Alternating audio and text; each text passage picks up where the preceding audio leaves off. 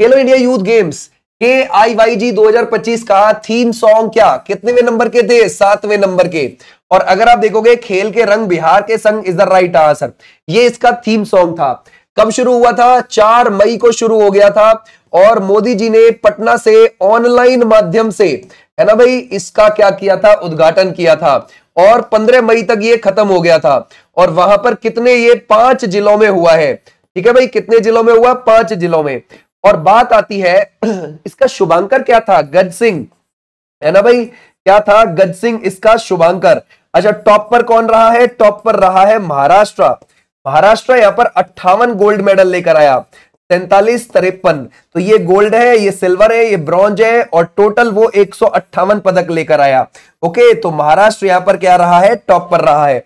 और अगर आप हरियाणा को देखोगे तो हरियाणा 39 गोल्ड लाया है, टोटल 117 पदक लाया है। ओके भाई, ये भी आप ध्यान रखोगे और सेकंड पर रहा है यहां पर। अच्छा, अगर हम यूपी की बात करें, क्या जी यूपी की पोजीशन क्या रही? यूपी 7वें नंबर पर रहा। वो कितने पदक लेके आया? 14, 20, 18, टोटल 52।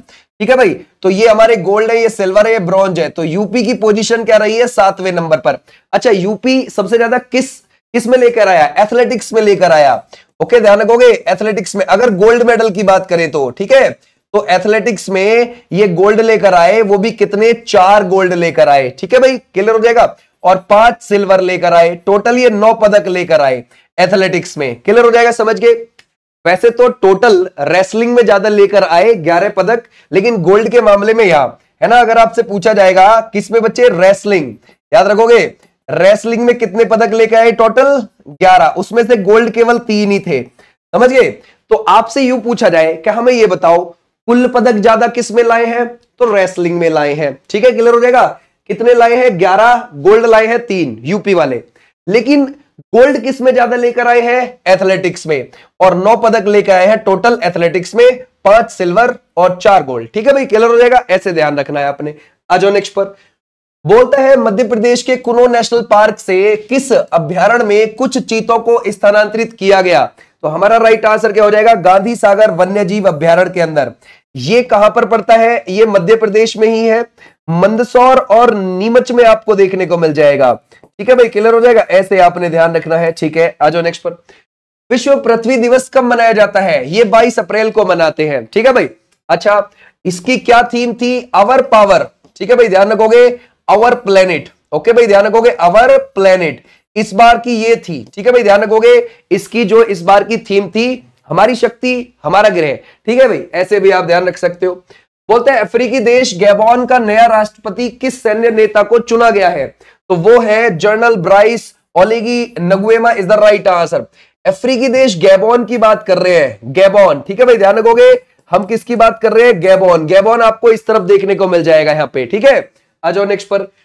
बोलता है आतंकवादियों ने जम्मू कश्मीर में किस जगह अप्रैल 2025 में करीब 26 लोगों की हत्या कर दी, जो पुलवामा के बाद, है ना, सबसे बड़ा आतंकी हमला था? तो वो है Pahalgam is the right answer.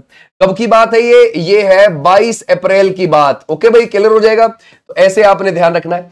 अच्छा, इसके रिटेलिएट में हमने 7 मई की जो रात थी, लगभग 1:10 से लेकर 1:30 के बीच में हमने ऑपरेशन सिंदूर लॉन्च किया था।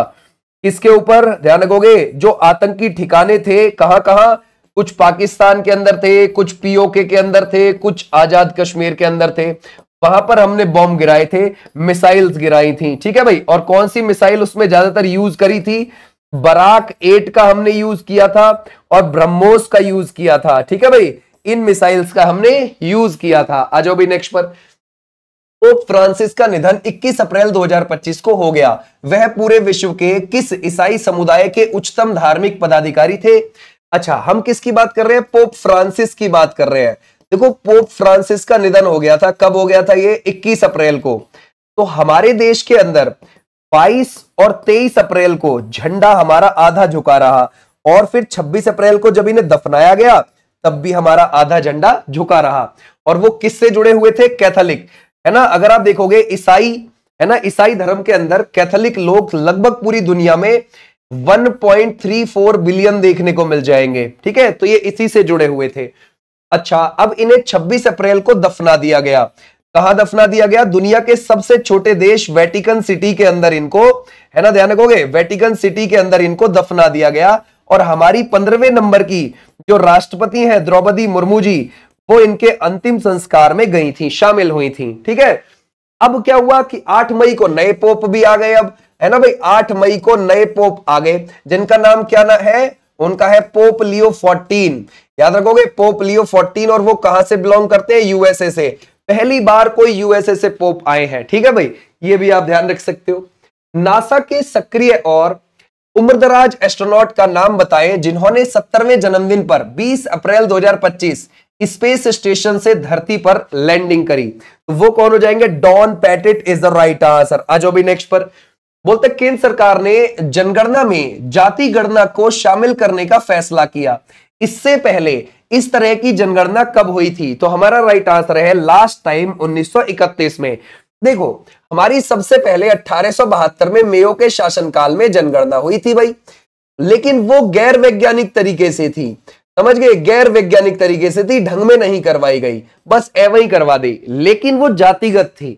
ठीक है भाई, अब आप बोलोगे अच्छा सर वो जातिगत थी, यस वो जातिगत थी, समझ गए। फिर उसके बाद 1881 में रिपन ने बिल्कुल नियमित तरीके से जनगणना यहां पर करवाई, नियमित करवाई, दशकीय आधार पर शुरू करवाई, उसने वैज्ञानिक तरीके से करवाई, समझ गए, पूर्णतः जनगणना कुल मिला के उसने पहली करवाई। लेकिन ये भी तो एक जातिगत ही थी, ये भी जातिगत थी। ठीक है भाई, उसके बाद अगर आप देखोगे 1891 में हुई, वो भी जातिगत। तो अगर आप देखोगे 1901 वाली, वो भी जातिगत, 1911 वाली, वो भी जातिगत, 1921 वाली, वो भी जातिगत, 1931 वाली, वो भी जातिगत। लेकिन अंग्रेजों ने 1941 वाली जातिगत आंकड़े नहीं पब्लिश करे थे, ये कह दिया था डाटा खो गया उनसे, ऐसे बोल दिया था उन्होंने कि जी हमारे पास से तो जी डाटा गायब हो गया। ठीक है, क्लियर हो जाएगा। और फिर आपको पता है कि भाई 47 में हम फिर आजाद हो गए थे, और फिर 1951 में हमारी आजादी के बाद पहली जनगणना आई थी। तो 1951 से 2011 तक, समझ गए, 2011 तक हमारी जो जनगणना आती है उसमें एससी और एसटी के आंकड़े तो आते हैं, लेकिन वो भी अलग अलग कास्ट वाइज नहीं आते हैं, एक साथ एससी के अलग हो गए, एसटी के अलग हो गए, ऐसे आते हैं, समझ गए, ये बात ध्यान रखोगे। लेकिन अब हमारी सरकार क्या करना चाह रही है? हमारी सरकार ये करना चाह रही है कि वो नई जातिगत जो जनगणना लेकर आएगी उसमें बिल्कुल एक एक जाति का पूरा डाटा बताया जाएगा कि कितनी एससी में है, कितनी एसटी में है, कौन ओबीसी में है, कौन ईडब्ल्यूएस में है, कौन जर्नल में है, इन सभी को बताएगी वो। ठीक है भाई, क्लियर हो जाएगा, बिल्कुल एक एक चीज एक एक कास्ट का बताएगी। तो लास्ट टाइम कब आया है हमारे पास जातिगत जनगणना का आंकड़ा? 1931 को आया है। ओके, आ जाओ भाई नेक्स्ट पर। बोलते हैं नेशनल सिक्योरिटी एडवाइजरी बोर्ड एनएसएबी के नए चेयरमैन कौन बन गए हैं? तो वो बन गए हैं Alok Joshi is the right answer. देखो, जैसे ही पहलगाम वाला हमला हुआ था ना, सरकार थोड़ा एक्टिव हो गई, तो उन्होंने एनएसएबी इसका पुनर्गठन किया, नेशनल सिक्योरिटी एडवाइजरी बोर्ड का। ठीक है भाई, ये 1998 में बना था, क्लियर हो जाएगा। ये बोर्ड, इसी बोर्ड के अंदर ये पद आता है एनएसए का। आपको पता है अभी एनएसए कौन है? अजीत डोभाल है। ठीक है भाई, ध्यान रखोगे, अजीत डोभाल हो जाएंगे भाई, क्लियर हो जाएगा। तो एनएसएबी बोर्ड के अंदर ये एनएसए पद आता है। तो एनएसएबी बोर्ड के अध्यक्ष किसको बना दिया? आलोक जोशी को बना दिया। तो ये एनएसएबी ढंग से काम कर नहीं रहा था, लेकिन हाँ एनएसए जरूर अजीत डोभाल थे। तो अब बोर्ड के अध्यक्ष कौन बन गए हैं? वो आलोक जोशी। दोबारा से इस बोर्ड का पुनर्गठन किया है सरकार ने 2025 में, घटना के बाद पहलगाम वाली के। ठीक है भाई, आ जाओ नेक्स्ट पर। आईपीएल में शतक लगाने वाले सबसे कम उम्र के खिलाड़ी और सबसे तेज शतक लगाने वाले दूसरे बल्लेबाज कौन बन गए? देखो वो कौन है? वैभव सूर्यवंशी है। कहां से बिलोंग करते हैं? बिहार से बिलोंग करते हैं, और 14 वर्ष के ने इन्होंने शतक लगा दिया। इसके खिलाफ गुजरात टाइटंस के खिलाफ, और केवल 35 बॉल में लगा दिया। तो एक तो ये सबसे युवा सेंचुरी लगाने वाले आईपीएल में बन गए प्लेयर, और 35 बॉल देखो क्रिस गेल ने 30 बॉल में लगा रखा है, तो अब इन्होंने 35 बॉल में लगा दिया, तो दूसरे प्लेयर भी बन गए। ध्यान रखोगे, तेज शतक लगाने वाले, ये भी आप ध्यान रख सकते हैं। ये किस टीम की ओर से खेले? राजस्थान रॉयल्स की तरफ से खेले वैभव सूर्यवंशी। बोलता है अंतरराष्ट्रीय श्रमिक दिवस या फिर मई दिवस ये कब मनाया जाता है? तो ये जो मनाया जाता है, ये मनाया जाता है 1 मई को। इसको हम श्रमिक दिवस या फिर मई दिवस भी बोल देते हैं। ठीक है भाई, ये भी आप ध्यान रख सकते हो। आ जाओ भी नेक्स्ट पर। बोलते हैं किस ई कॉमर्स कंपनी ने अपना पहला कुइपर इंटरनेट सैटेलाइट अप्रैल 2025 में लॉन्च किया है? तो ये किया है अमेजन ने। देखो क्या बात थी, बात ये थी कि 28 अप्रैल की बात थी।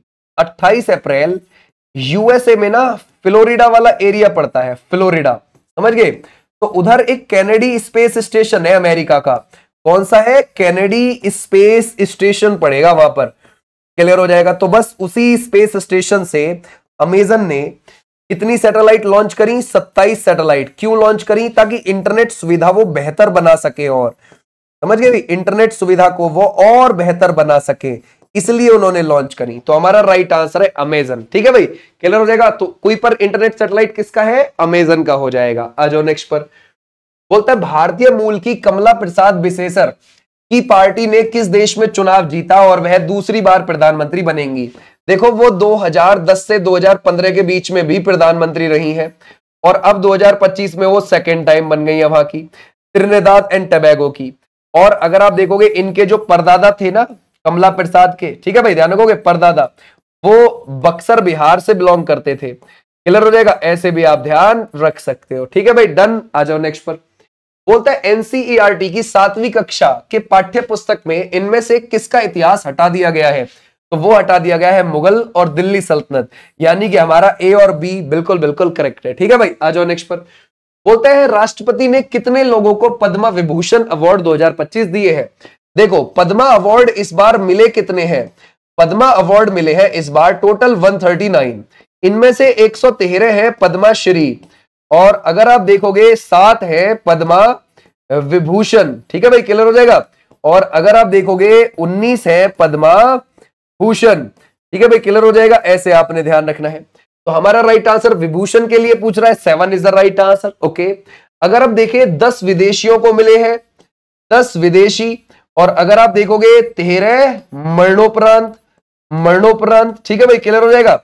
और अगर आप देखोगे 23 है ना, 23 महिलाओं को मिले हैं। ये भी आप ध्यान रख सकते हैं। ठीक है भाई, क्लियर हो जाएगा? समझ गए? आ जाओ नेक्स्ट पर। राष्ट्रपति ने कितने लोगों को पद्मा भूषण अभी देखा हमने, जरा बताओ, क्या 19 लगा सकते हैं हम इसमें से? है ना भाई, 19 is the right answer. Clear हो जाएगा? अभी देखा हमने कि पद्मा भूषण हमें कितने के लिए बताने हैं? 19 के लिए। ठीक है भाई, आ जाओ नेक्स्ट पर। महाराष्ट्र सरकार ने मराठा योद्धा रघुजी भोसले की तलवार किस जगह से नीलामी में 47.15 लाख रुपए में खरीदकर वापस मंगवा ली? तो ये लंदन से मंगवा ली। ये जो रघुजी भोसले हैं, है ना, इन्होंने 1730 में नागपुर में भोसले वंश की स्थापना करी थी। नागपुर में क्या की थी? भोसले वंश की स्थापना। ये भी आप ध्यान रख सकते हो। ठीक है भाई, आ जाओ नेक्स्ट पर। बोलता केंद्र सरकार ने किन 2 राज्यों को जोड़ने वाले शिलोंग सिलचर ग्रीनफील्ड कॉरिडोर परियोजना, ग्रीनफील्ड NH6 कॉरिडोर को मंजूरी दे दी? शिलोंग कहां पर है? मेघालय में है। सिलचर कहां पर है? असम में है। तो हमारा राइट आंसर क्या हो जाएगा? ये है ना, यानी कि पूरा का पूरा ये एक कॉरिडोर बनाया जाएगा। ये आपने ध्यान रखना है, कहां से? मेघालय से लेकर असम के बीच में। ओके, और इसकी जो लेंथ होगी 166.80 किलोमीटर, ऐसे आपने ध्यान रखना है। और इसमें कितनी लागत आएगी? 22,000 करोड़ की इसमें लागत आएगी। ओके भाई, तो ये एक बढ़िया बेहतरीन कॉरिडोर बनाया जाएगा। ठीक है भाई, आ जाओ नेक्स्ट पर। बोलते हैं विश्व प्रेस स्वतंत्रता दिवस ये कब मनाया जाता है? तो ये मनाया जाता है 3 मई को। ठीक है भाई, और आ जाओ नेक्स्ट पर। बोलते हैं वर्ल्ड प्रेस फ्रीडम इंडेक्स 2025 में पहले रैंक, है ना भाई, जरा बताओ पहले रैंक पर कौन सा देश है? कौन इसको जारी करता है रिपोर्ट को?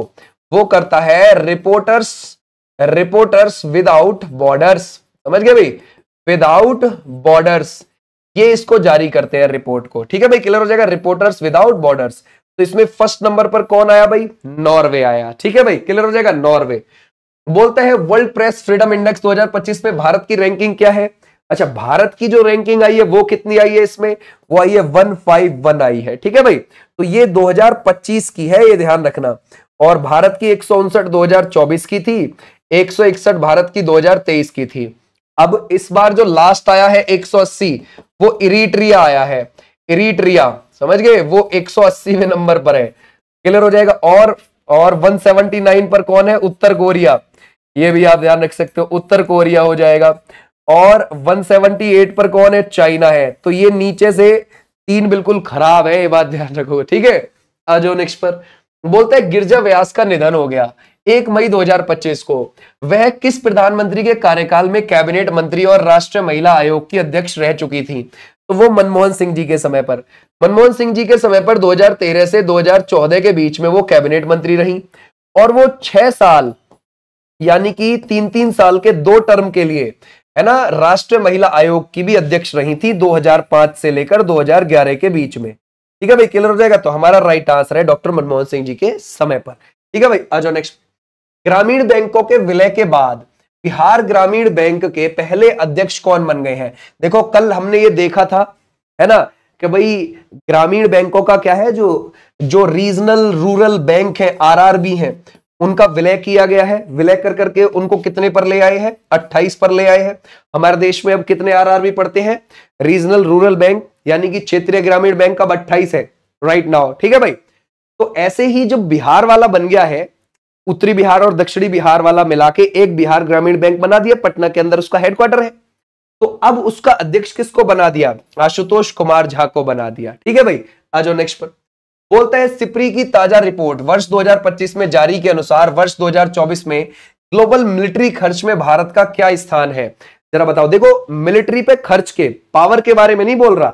अगर मिलिट्री की पावर के बारे में देखोगे तो पहले यूएसए को लगाओगे आप, फिर रूस को लगाओगे आप, फिर चीन को लगाओगे आप, फिर भारत को लगाओगे आप। लेकिन हमसे पावर के बारे में नहीं बोला उसने मिलिट्री खर्च के बारे पर बोला है।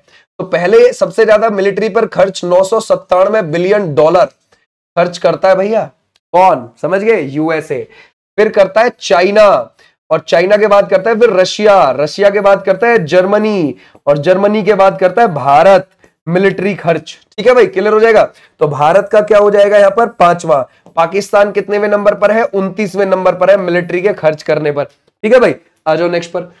सिप्री की ताजा रिपोर्ट वर्ष 2025 में जारी के अनुसार वर्ष 2024 में ग्लोबल मिलिट्री खर्च में पहले स्थान पर कौन सा देश है? तो पहले स्थान पर कौन सा सबसे ज्यादा? अमेरिका खर्च करता है ना भाई। आ जाओ नेक्स्ट पर। बोलता है हवाई हमलों से बचने के लिए केंद्र सरकार ने सभी राज्यों में नागरिक सुरक्षा के लिए मॉक ड्रिल करवाने को कहा। इससे पहले इस तरह की देशव्यापी ड्रिल कब हुई थी? वो हुई थी 1971 में, और अब जो है ये 7 मई को हुई थी 2025 में। और ये हमारे जो बॉर्डर स्टेट है उनके 244 जिलों में हुई थी। ओके भाई, तो ऐसे भी आप ध्यान रख सकते हो। आ जाओ भाई नेक्स्ट पर। बोलता है सिंगापुर के प्रधानमंत्री का नाम बताएं जिनकी पार्टी ने मई 2025 में चुनाव जीत लिया और उन्हें दूसरी बार यह पद संभाला है। तो हमारा राइट आंसर हो जाएगा Lawrence Wong is the right answer. अच्छा, अगर हम देखें सिंगापुर की जो राजधानी है वो कौन सी है? सिंगापुर सिटी हो जाएगी। ठीक है भाई, ध्यान रखोगे, ये हो जाएगी राजधानी। क्लियर हो जाएगा। और यहाँ की जो करेंसी है वो सिंगापुर डॉलर हो जाएगी, सिंगापुर डॉलर हो जाएगी। ये भी आप ध्यान रखोगे। 60 लाख के आसपास यहाँ की आबादी है। बिहार में आयोजित 7वें खेलो इंडिया यूथ गेम्स का उद्घाटन किसने किया? अभी देखा था हमने। तो हमारा राइट आंसर क्या हो जाएगा? मोदी जी ने किया था। 4 मई को किया था और ये कब तक खत्म हो गए थे? 15 मई तक ये खत्म हो गए थे। अच्छा, बिहार जो है खुद, बिहार कितनेवें नंबर पर रहा? 15वें नंबर पर रहा था बिहार 7 गोल्ड मेडल लाया और टोटल 36 पदक लाया। ये भी आप ध्यान रखोगे। ठीक है भाई, क्लियर हो जाएगा। आ जाओ नेक्स्ट पर। बोलता है एंथनी अल्बनीज दोबारा से किस देश के प्रधानमंत्री चुने गए? तो ये ऑस्ट्रेलिया के चुने गए। 2022 में पहली बार चुने गए थे और अब 3 मई को फिर से इनकी पार्टी जीत गई 89 सीट, और इनकी पार्टी का नाम है लेबर पार्टी। ठीक है भाई, लेबर पार्टी। ऐसे आपने ध्यान रखना है। ऑस्ट्रेलिया की जो राजधानी है वो है कैनबरा। ठीक है भाई, यहां पर आपको ग्रेट विक्टोरिया, है ना, सिम्पसन, गिब्सन, स्टर्ट जैसे आपको रेगिस्तान देखने को मिल जाएंगे, मर्रे डार्लिंग जैसी नदियां देखने को मिल जाएंगी, और यहां पर आपको डाउन्स घास के मैदान देखने को मिल जाएंगे। ठीक है भाई, आ जाओ नेक्स्ट पर। बोलते हैं जर्मनी की फुटबॉल लीग बुंडेसलीगा खिताब 2025 किसने जीता है?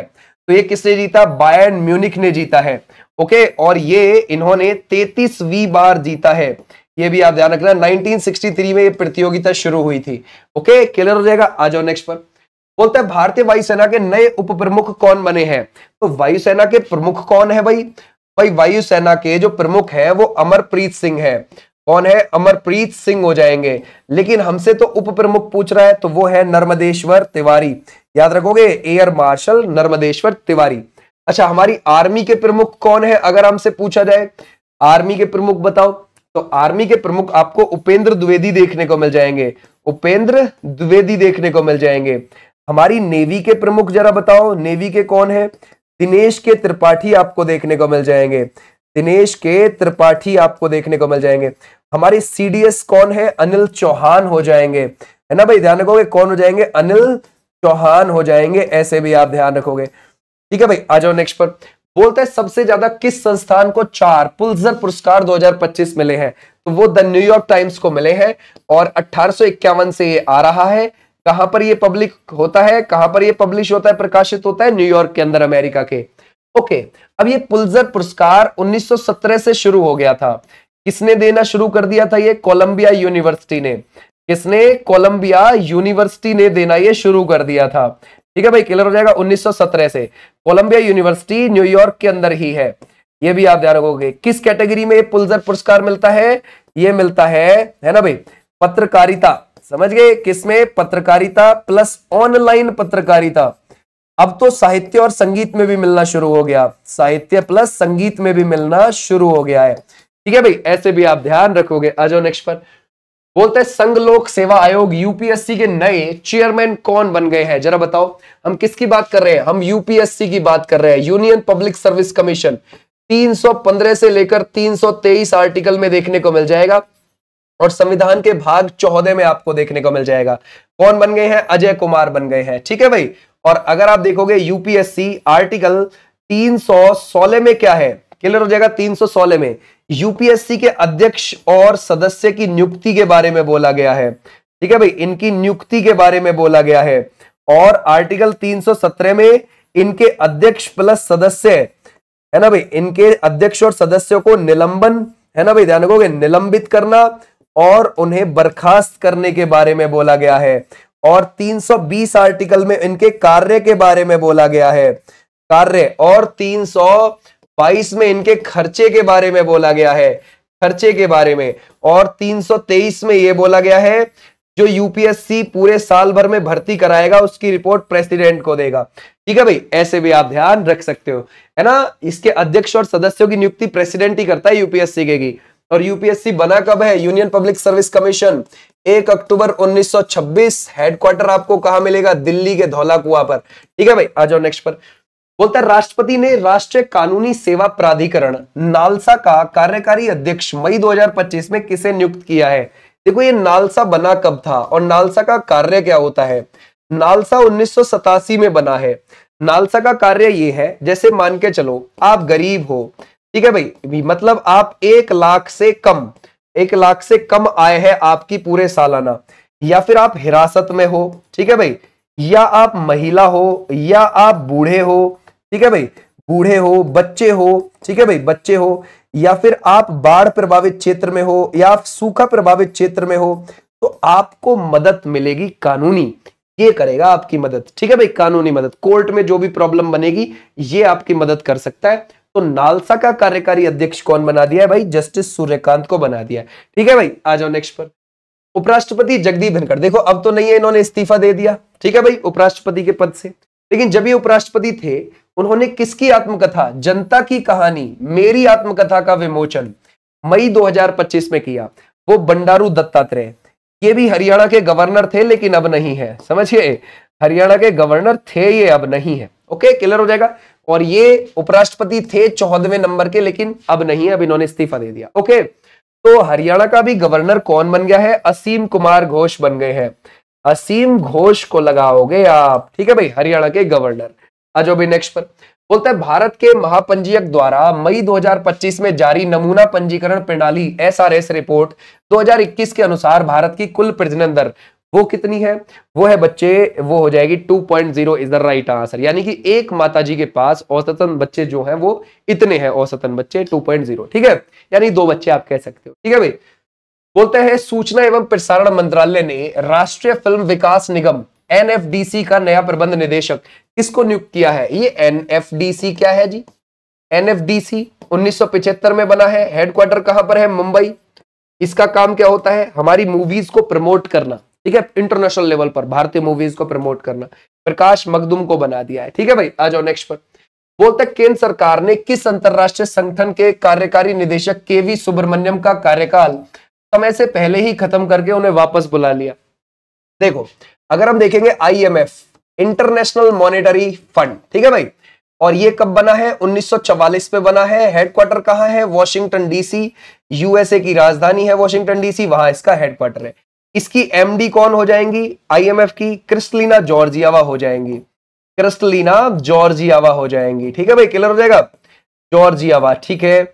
और अगर आप देखोगे डिप्टी एमडी है ना भाई, डिप्टी एमडी अब हट चुकी है डिप्टी एमडी, ठीक है भाई, क्लियर हो जाएगा 1 सितंबर को। ठीक है भाई, ध्यान रखोगे, है ना। तो अगस्त तक ही उनका कार्यकाल था, उन्होंने इस्तीफा दे दिया था, बोला था कि मैं अगस्त के लास्ट तक ही गद्दी पर बैठूंगी, फिर 1 सितंबर से हट जाऊंगी, है ना भाई, क्लियर हो जाएगा। तो अब हट चुकी हैं गीता गोपीनाथ, ये भी आप ध्यान रखोगे, गीता गोपीनाथ, क्लियर हो जाएगा, समझ गए, ओके।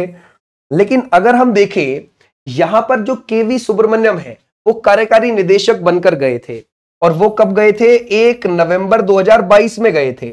उनका कार्यकाल 3 साल का था, लेकिन उनका कार्यकाल पूरा होने से पहले ही उनको बुला लिया भारत सरकार ने। तो हमारा राइट आंसर क्या हो जाएगा? अंतरराष्ट्रीय मुद्रा कोष से वापस बुला लिया। बोलते केंद्र सरकार ने ऑपरेशन सिंदूर मामले पर वैश्विक कूटनीति संपर्क के लिए सर्वदलीय सांसदों के कितने डेलीगेशन बनाए? वो बनाए 7। देखो भाई, आपको पता है ऑपरेशन सिंदूर हमने लॉन्च किया था पाकिस्तान के ऊपर, और हम इंटरनेशनली लेवल पर जाकर बताना चाहते थे कि हमने क्यों ऑपरेशन सिंदूर लॉन्च किया था, हमने क्यों पाकिस्तान के ऊपर हमला किया, क्योंकि उसने हमारे लोगों को मारा, तब हमने ये किया। तो ये 7 डेलीगेशंस बनाए थे। ओके, क्लियर हो जाएगा। तो हमारा राइट आंसर हो जाएगा ये वाले बच्चे, बिल्कुल बिल्कुल ठीक है। अच्छा, ये कहां गए थे 7 डेलीगेशंस?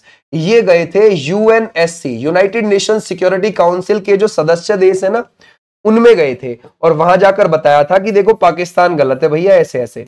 ओके, क्लियर हो जाएगा, समझ गए। आ जाओ नेक्स्ट पर। 58वें ज्ञानपीठ पुरस्कार विजेता का नाम बताए जिन्हें राष्ट्रपति ने सम्मानित किया। एक तो हो जाते हैं गुलजार, उनको उर्दू के लिए, और एक है जगत गुरु रामभद्राचार्य, उनको संस्कृत के लिए, उनको संस्कृत के लिए। तो ए और बी बिल्कुल, दोनों बिल्कुल ठीक है। और 59वां किसको मिला है? विनोद कुमार शुक्ल को मिल गया। ओके भाई, विनोद कुमार शुक्ल को मिल गया। अच्छा, अगर हम देखें इसमें कितनी 11 लाख रुपए की राशि मिलती है, 11 लाख की इसमें राशि मिलती है। ओके, लेकिन अगर आपसे पूछा जाए कब इसकी स्थापना हुई? 1961 में इसकी स्थापना हुई, और 1965 में पहली बार मिला था। किसको मिला था भाई? जी शंकर कुरूप को मिला था, ये भी आप ध्यान रखोगे, ठीक है भाई, जी शंकर कुरूप को ये मिला है। ठीक है भाई, क्लियर हो जाएगा। मलयालम भाषा के लिए मिला था इनको। ओके भाई, मलयालम भाषा के लिए मिला था इनको, ऐसे भी आप ध्यान रख सकते। ठीक है भाई, क्लियर हो जाएगा। आ जाओ भाई नेक्स्ट पर, नेक्स्ट देखते हैं। बोलता है भारतीय सेना ने मई 2025 में किस राज्य की तीस्ता फील्ड फायरिंग रेंज में तीस्ता प्रहार अभ्यास का आयोजन किया? तो हमारा राइट आंसर क्या हो जाएगा? वो पड़ेगा पश्चिम बंगाल में किया। ठीक है भाई, वेस्ट बंगाल में। बोलता है भारत के 86वें ग्रैंड मास्टर कौन है? अच्छा, भारत के पहले ग्रैंड मास्टर 1988 में कौन बने थे? वो बने थे विश्वनाथ आनंद जी। ठीक है भाई, विश्वनाथ आनंद जी बने थे। ठीक है भाई, लेकिन अगर हम देखें हमारे 86वें नंबर के कौन है? वो है LR, ध्यान रखोगे, Shri Hari is the right answer. Okay भाई, 87 में कौन है? हरि कृष्णन हो जाएंगे, हरि कृष्णन हो जाएंगे। ओके, और 88वीं कौन है? दिव्या देशमुख हो जाएंगी, दिव्या देशमुख हो जाएंगी। और अगर हम देखें 89वें नंबर के कौन है? ठीक है, रोहित। ठीक है भाई, क्लियर हो जाएगा, रोहित। ऐसे भी आप ध्यान रखोगे, शतरंज में बनते हैं ग्रैंड मास्टर। ओके भाई, आ जाओ नेक्स्ट पर। बोलते हैं खेलो इंडिया यूथ गेम 2025 में किस राज्य ने पहला स्थान प्राप्त किया? अभी हमने देखा था। ठीक है भाई, 58 गोल्ड मेडल, 47 53। ठीक है भाई, 58, ये ध्यान रखोगे, 58 गोल्ड, 47 सिल्वर, और ब्रॉन्ज कितने हैं? 53। टोटल है 158 पदक। और कौन रहा? महाराष्ट्र टॉप पर रहा, हरियाणा सेकंड पर है, 39 गोल्ड, टोटल 117 पदक लाके हरियाणा सेकंड। बोलता है नीरज चोपड़ा ने दोहा डायमंड लीग में कितना मीटर दूर भाला फेंककर अपना ही नेशनल रिकॉर्ड तोड़कर नया रिकॉर्ड बना दिया? वो कौन है? 90.23 मीटर फेंक दिया। देखो, ये जो डायमंड लीग है ना, अलग अलग देशों में होती है, मई से लेकर सितंबर के बीच में होती है, हर साल होती है। ठीक है, और अगर हम देखें पुरुष के लिए 2.6 से लेकर 2.7 मीटर लंबाई होती है भाले की, और 800 ग्राम जो है उसका वजन होता है। ठीक है, और महिला के लिए 2.2 से लेकर और 2.3 मीटर उसकी ध्यान रखोगे लंबाई होती है और 600 ग्राम भाले का वजन होता है। ठीक है भाई, ऐसे आप ध्यान रखोगे। आ जाओ नेक्स्ट पर। किस देश में याला ग्लेशियर को मृत घोषित किया गया और कई देशों, है ना भाई, कई देशों के लोगों और ग्लेशियरोलॉजिस्ट ने मई 2025 में उसको श्रद्धांजलि दे दी। तो हमारा राइट आंसर हो जाएगा नेपाल। देखो 1970 से लेकर 2025 तक लगभग 66% वो ग्लेशियर सिकुड़ चुका है और अब उसका कमबैक करना बिल्कुल मुश्किल है, तो इसलिए अब वो बिल्कुल डेड घोषित कर दिया उसको। ठीक है भाई, तो हमारा राइट आंसर हो जाएगा नेपाल। नेपाल में माउंट एवरेस्ट भी है, उसको वहां पर सागरमाथा बोला जाता है। राष्ट्रपति द्रौपदी मुर्मू ने राज्यपालों की विधेयक स्वीकृति शक्तियों पर संविधान के किस अनुच्छेद का प्रयोग कर सुप्रीम कोर्ट से सलाहकारी राय मांगी? 143(1) इज द राइट आंसर। आपको पता है 143(1) में राष्ट्रपति सुप्रीम कोर्ट के मुख्य न्यायाधीश से सलाह ले सकता है। ठीक है भाई, तो हमारा राइट आंसर हो जाएगा सी। बोलते हैं इनमें से किस एथलीट को मई 2025 में टेरिटोरियल आर्मी में मानद लेफ्टिनेंट कर्नल की रैंक प्रदान की गई? जरा बताओ क्या लगाओगे?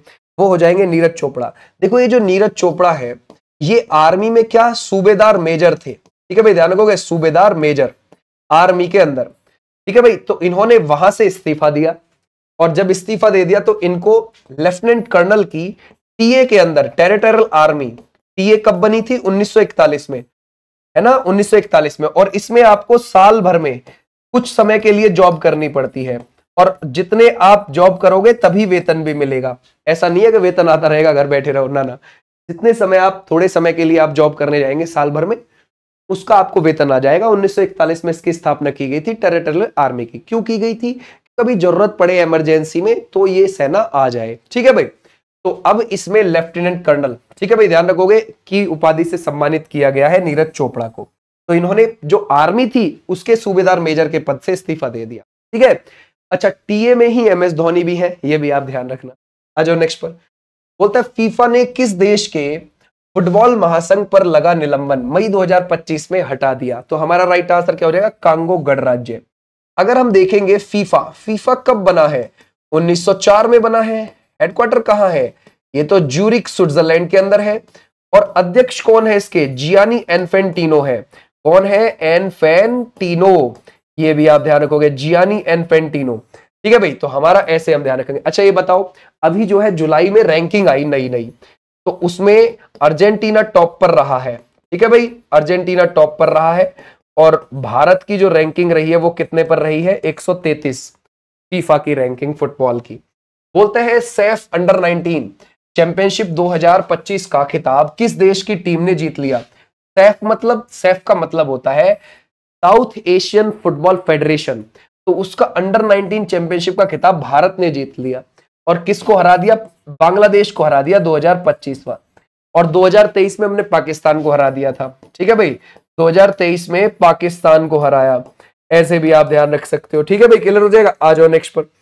बोलता है सूडान में 2023 में गृह युद्ध के बाद पहली बार प्रधानमंत्री कौन बने हैं? तो वो बने हैं Kamil Al Taib Idris is the right answer. Okay भाई, क्लियर हो जाएगा। तो ऐसे आपने ध्यान रखना। अच्छा ये जो है कहां का ये देश है? अफ्रीका महाद्वीप का देश है। ओके भाई, आ जाओ नेक्स्ट पर। प्रसिद्ध परमाणु वैज्ञानिक M.R. श्रीनिवासन का निधन 20 मई 2025 को हो गया। वह किस आयोग के पूर्व अध्यक्ष थे? वो थे परमाणु ऊर्जा आयोग के। परमाणु ऊर्जा आयोग का हेडक्वार्टर है ट्राम्बे। ट्राम्बे कहां पर पड़ेगा? बॉम्बे यानी कि मुंबई में, महाराष्ट्र में। ठीक है भाई, और इसकी स्थापना कब हुई थी? ये हुई है 3 अगस्त 1948 को। ठीक है भाई, ये भी आप ध्यान रखो। इनको, है ना, अगर आप देखोगे इनको 2015 में क्या मिला था? इनको मिला था पद्मा विभूषण। ठीक है भाई, क्या मिला था? पद्मा विभूषण मिला था 2015 में। ठीक है भाई, आ जाओ नेक्स्ट पर। सबसे ज्यादा 31वीं बार माउंट एवरेस्ट पर चढ़ने का रिकॉर्ड बनाने वाले एवरेस्ट मैन का नाम बताइए। वो कौन है? कामिरीता शेरपा। वो कहाँ के हो जाएंगे? नेपाल के हो जाएंगे। देखो इनके नाम के आगे शेरपा लग रहा है। Sherpa means guider. ठीक है भाई, यानी कि ये ऐसा नहीं है कि चलो भाई मुझे इस साल फिर चढ़ाई करनी है। शेरपा का मतलब ये है, गाइडर का मतलब ये है कि देखो जी आपको जाना है, मैं आपको लेकर चले जाऊंगा, आप मुझे पैसे दे देना। यानी कि ये शेरपा का काम करते हैं, गाइडर का काम करते हैं। तो ये हर साल किसी ना किसी बंदे के साथ ऊपर जाते हैं उसको रास्ता बताते हुए। तो बस ऐसे कर करके इन्होंने 31वीं बार चढ़ाई कर ली है इस बार मई 2025 में। ठीक है, टोटल 31वीं बार इन्होंने चढ़ाई कर ली है अब तक। ओके, आ जाओ नेक्स्ट पर। बोलते हैं ग्लोबल फॉरेस्ट वॉच GFW के अनुसार भारत में वन क्षेत्र के नुकसान की सबसे बड़ी वजह इनमें से क्या है? तो वो क्या हो जाएगी? जंगल, है ना भाई। जंगल में आग की घटना की वजह से हमारे वन खराब हो रहे हैं। बोलता है ग्लोबल फॉरेस्ट वॉच के नए डेटा के अनुसार भारत ने वर्ष 2024 में कितने हेक्टेयर प्राथमिक जंगल खो दिए हैं? हमने इतने हेक्टेयर खो दिए हैं। 1 हेक्टेयर में आपको 10,000 वर्ग मीटर देखने को मिलेगा। 10,000 वर्ग मीटर आपको देखने को मिलेगा। ठीक है भाई, तो हमारा राइट आंसर हो जाएगा ये वाले बच्चे, बिल्कुल ठीक है। बोलते हैं न्यू डेवलपमेंट बैंक NDB या फिर ब्रिक्स डेवलपमेंट बैंक का नया सदस्य कौन बना है? जरा बताओ। अगर हम देखें, हम NDB की बात कर रहे हैं। NDB कब बना है? 2014 में। किन कंट्रीज ने बनाया था? ब्रिक्स कंट्रीज ने बनाया था, यानी कि ब्राजील, रशिया, है ना, इंडिया, चाइना, साउथ अफ्रीका ने बनाया था। ओके भाई, क्लियर हो जाएगा। इसमें आगे जाके और देश जुड़ते गए। ठीक है भाई, जैसे UAE जुड़ा, जैसे इसमें किसमें? NDB में। NDB की बात कर रहे हैं हम, न्यू डेवलपमेंट बैंक में। इसमें UAE जुड़ा, इसमें बांग्लादेश जुड़ गया, बांग्लादेश NDB में। फिर इसमें उरुग्वे जुड़ गया, उरुग्वे। फिर इसमें मिस्र जुड़ गया, है ना भाई। और अब इसमें अल्जीरिया भी जुड़ गया। ठीक है भाई, ध्यान रखोगे, अल्जीरिया NDB के परमानेंट सदस्य। ठीक है भाई, आ जाओ नेक्स्ट पर। अमेरिकन म्यूजिक अवार्ड AMA जीतने वाली पहली भारतीय मूल की संगीतकार कौन बन गई है? तो वो कौन बन गई है? वो बन गई है Raja Kumari, is the right answer. Okay भाई, और ये जो अवार्ड है 1974 में मिलना शुरू हुआ था, USA के अंदर मिलता है, और इस बार ये 51वें नंबर का मिला है। आ जाओ नेक्स्ट पर। कर्नाटक ने केंद्र सरकार के NOC के बिना रामनगर जिले का नाम बदलकर क्या कर दिया? बेंगलुरु दक्षिण कर दिया। देखो, किसी भी जिले का या फिर एरिया का अगर राज्य में नाम चेंज किया जा रहा है तो वो राज्य को अधिकार है करने का, लेकिन फिर भी एक बार NOC लेनी होती है केंद्र सरकार से। तो इन्होंने NOC के लिए भेजा था केंद्र सरकार को, केंद्र सरकार को कोई जवाब नहीं आया, उन्होंने अपने आप ही बदल लिया। बोले यार भाड़ा जाए, नहीं आया तो जवाब। ठीक है, समझिए। आज नेक्स्ट पर बोलता है इंडियन नेवी ने 5वीं शताब्दी के अजंता चित्रों पर आधारित जहाज का पुनर्निर्माण किया। इसका नाम बताइए जरा। प्राचीन सिले हुए जहाज का नाम बताएं जिसे मई 2025 में इंडियन नेवी में शामिल किया गया। वो है INSV कॉन्डे, इज द राइट आंसर। ये इंडियन नेवी और संस्कृत मंत्रालय ने मिलकर बनाया है। ओके भाई, संस्कृत मंत्रालय ने इसको मिलकर बनाया है। आ जाओ नेक्स्ट पर। बोलते किस गांव को भारत का पहला महावत गांव घोषित किया है? ओके भाई, ध्यान रखोगे, महावत गांव घोषित किया है सर, वो किया है थिप्पाकाडू को। कहां पर मिल जाएगा? नीलगिरी में आपको देखने को मिल जाएगा। नीलगिरी में आपको ये देखने को मिल जाएगा। नीलगिरी कहाँ है? तमिलनाडु में है।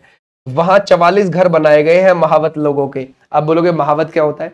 जो हाथी को ट्रेंड करते हैं। ठीक है, ध्यान रखोगे, जो हाथी को ट्रेंड करते हैं उनके 44 घर बनाए गए हैं नीलगिरी जिले में। थिप्पाकाडू गांव एक डिक्लेयर कर दिया कि भाई यहाँ आप हाथियों को ट्रेंड करो, वरना अगर तुम सबके सामने करोगे या बाजार में जाके करोगे हाथी को ट्रेंड, तो हाथी मार नहीं देगा किसी को एक आध को पटक के, तो इसलिए आप साइड में करो। ठीक है भाई, आ जाओ नेक्स्ट पर। बोलते हैं शोधकर्ताओं ने किस राज्य में अनोखी गुफा मछली प्रजाति की खोज करी है? तो हमारा राइट आंसर क्या हो जाएगा? हम क्या लगाएंगे यहाँ पर? Meghalaya is the right answer. और मेघालय के जो CM है वो कौन है? कानराड सांगमा हो जाएंगे। बोलता है भारत और किस देश के बीच संयुक्त सैन्य अभ्यास नेमिडेक एलिफेंट 2025 का आयोजन मई व जून 2025 में हुआ? तो हमारा राइट आंसर हो जाएगा मंगोलिया। और ये कब हुआ? 31 मई को शुरू हुआ था और 13 जून को खत्म हुआ। 13 जून को खत्म हुआ, तो हमारा राइट आंसर हो जाएगा ये। बोलता है 7 समिट्स चैलेंज पूरा करने वाले सबसे युवा भारतीय पर्वतारोही कौन बने? या फिर सभी 7 महाद्वीप पर चढ़ाई करने वाले सबसे कम उम्र के, ठीक है भाई, सबसे कम उम्र के भारतीय पर्वतारोही कौन बन गए? तो हमारा राइट आंसर हो जाएगा ये कौन है? Vishwanath Kartikeya Padakanti is the right answer. Okay भाई, क्लियर हो जाएगा। आ जाओ नेक्स्ट पर। 16 साल की उम्र है उनकी। बोलता है एशियन वेटलिफ्टिंग चैंपियनशिप 2026 का आयोजन भारत में कहां पर होगा? तो ये अहमदाबाद में होगा 2026 में, 1 से 10 अप्रैल के बीच में होगा। इससे पहले कभी भारत में हुआ क्या? हाँ, 1982 में हुआ था, दिल्ली के अंदर हुआ था, है ना भाई, दिल्ली के अंदर हुआ था। ऐसे भी आप ध्यान रख सकते हो। आ जाओ नेक्स्ट पर। बोलता है रोमानिया के नए राष्ट्रपति कौन बन गए हैं? कहाँ के? हम रोमानिया की बात कर रहे हैं। जरा बताओ क्या लगाओगे? रोमानिया के। तो वो कौन बन गए हैं? वो है निक्सोल्डेन इज द राइट आंसर। आ जाओ भाई नेक्स्ट पर। बोलता है आईपीएल इतिहास में 300 छक्के लगाने वाले पहले भारतीय कौन बन गए हैं? तो वो कौन बने हैं अगर हम देखें यहां पर, तो वो है Rohit Sharma is the right answer. IPL में सबसे ज्यादा 6 किसके हैं? वो हो जाएंगे क्रिस गेल के, लेकिन भारतीय के मामले में ये है। ठीक है भाई। बोलता है अंडमान और निकोबार थिएटर कमांड के नए कमांडर इन चीफ वो जून 2025 में कौन नियुक्त हुए हैं? तो वो बने हैं लेफ्टिनेंट जनरल दिनेश सिंह राणा, है ना, बालकृष्णन की जगह। ठीक है भाई, तो हमारा राइट आंसर है। हमारे देश में अगर आप वैसे कमांड की बात करोगे तो 17 है कमांड, उसमें से 7 हमारी आर्मी की है, 7 हमारी एयरफोर्स की है, 3 हमारी नेवी की कमांड है ना भाई। टोटल 17 कमांड है हमारे पास, लेकिन है ना थिएटर कमांड एक ही है, वो है अंडमान निकोबार में, जो तीनों सेनाओं का तालमेल रखती है। और 2001 में बनी है ये थिएटर कमांड अंडमान निकोबार में। और उसका ध्यान रखोगे कौन किस कमांडर इन चीफ किसको बना दिया? दिनेश सिंह राणा को बना दिया। आ जाओ नेक्स्ट पर। बोलता है रॉयल चैलेंजर्स बेंगलुरु आरसीबी ने फाइनल मैच में किस टीम को हराकर आईपीएल 2025 की ट्रॉफी जीत ली? तो ये किसको, यहां पर ये मुझे बता दोगे आप होमवर्क के